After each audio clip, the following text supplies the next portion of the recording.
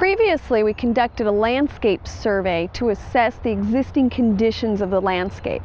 Before we move on to the planning and designing process, we want to take time to clearly identify our goals and needs in the landscape.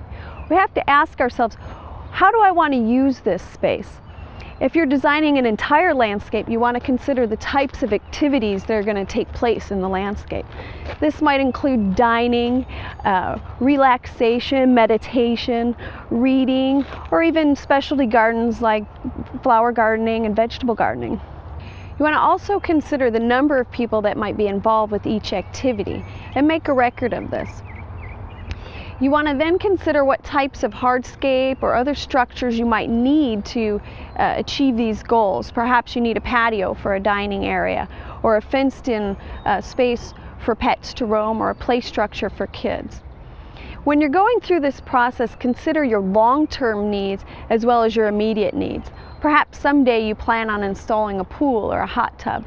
You want to include these in your original plans. Now, you also want to think about special features that you want to include in the landscape. Perhaps you've always wanted a fountain or a statue in the garden. Make sure to think of these as well as specialty gardens. If you enjoy having fresh flowers in the house, you might want to include a cut flower garden. And as we go through this process, think of ways and structures that might allow you to enjoy your garden to the fullest.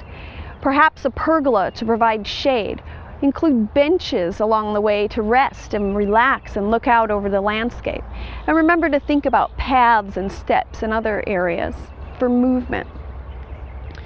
We want to make sure to include the entire family in the planning process. You might find that people have different needs and different ideas, and you're going to have to work to meet as many of these as possible. Now, the best way is to just start by writing out a list of these and then later think about and prioritize these. If you have a very small space, you might not be able to fit everything in.